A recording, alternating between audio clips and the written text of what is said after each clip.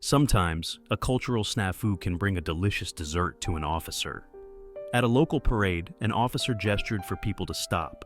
A new immigrant thought the officer was waving to her.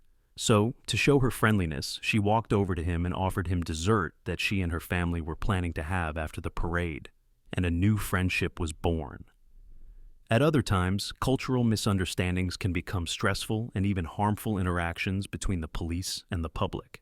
Some cross-cultural crises, such as what we saw in 2024 in Springfield, Ohio, can put the city and law enforcement officers from the city on national and global news. However, de-escalating stressful situations can minimize or avoid cultural misunderstandings. In the next few minutes, we will explore how law enforcement officers can effectively de-escalate conflict in multicultural communities by building their knowledge of core cultural aspects using the Lewis model. Richard Lewis, a communication consultant, categorized cultures into three main types: linear active, multi-active, and reactive. These broad cultural styles can equip officers to tailor their approach and communicate effectively to de-escalate crises or tense situations. What are linear active, multi-active, and reactive cultures? Lewis categorized cultures where people are task-oriented and logical and value punctuality and structure as linear active cultures. Examples of such cultures include the US and Germany. He called communities where people prioritize relationships, expressiveness, and flexibility multi-active cultures. Think of Spain or Brazil to recognize multi-active cultures. In Lewis's model, reactive cultures are those where people are harmony-driven, patient, and focused on listening. Examples of reactive cultures are Japan and China.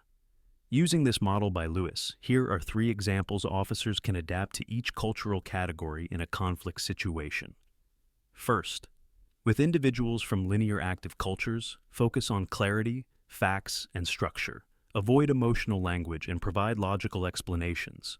For example, tell the person, "Here's the process we'll follow to resolve this issue step by step."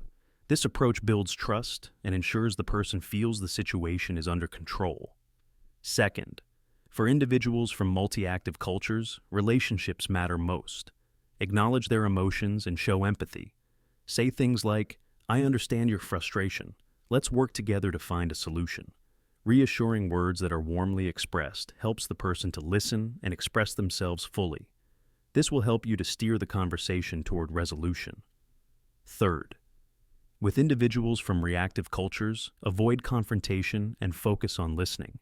Be patient, use non-confrontational language, and ask for input. For example, how can we ensure everyone feels safe here? This approach builds trust and preserves harmony. Building knowledge about a culture becomes even more important when cultural differences distort the perception of danger or compliance. For example, a first-generation El Salvadorian immigrant is more likely to get out of their car when stopped by an office because, culturally, getting out of the car and greeting the officer is respectful behavior. Similarly, if you are asking a Cambodian immigrant to show his driver's license, chances are he will reach into his socks, as that is where most Cambodians keep their wallets. However, to us in the United States, someone reaching down to their ankle is a threatening action. Knowing facts about these broad cultural categories identified by Lewis will help you to better navigate the complexities of multicultural interactions.